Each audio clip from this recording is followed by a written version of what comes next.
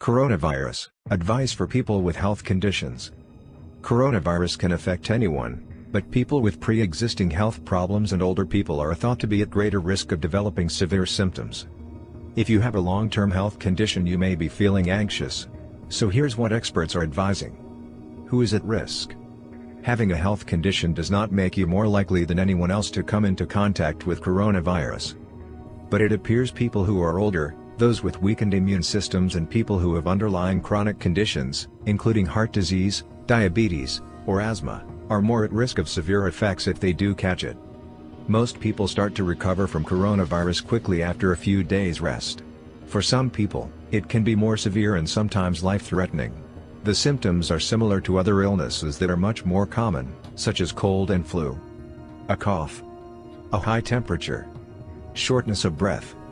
People at higher risk include those who are over 70, regardless of whether they have a medical condition or not, and people under 70 with any of the following underlying health conditions.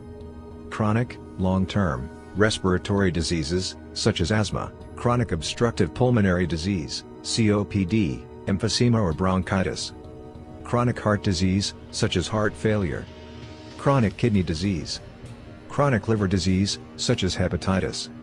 Chronic neurological conditions, such as Parkinson's disease, motor neuron disease, multiple sclerosis, MS, a learning disability or cerebral palsy. Diabetes. Problems with your spleen, for example, sickle cell disease, or if you have had your spleen removed.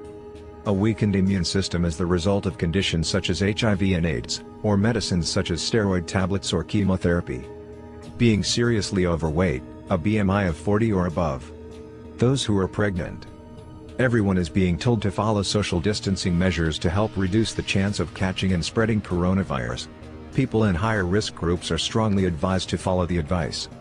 Around 1.5 million people at the greatest risk of complications, such as patients having treatment for cancer or people on immunosuppressant therapy, are being asked to isolate at home for 12 weeks to protect themselves, a measure called shielding.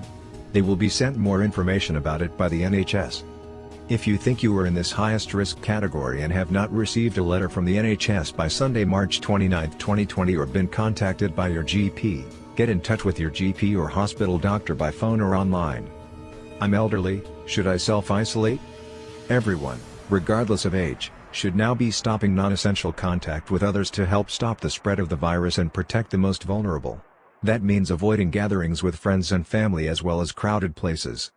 This is particularly important for people over 70 and those with underlying health conditions because they are at higher risk.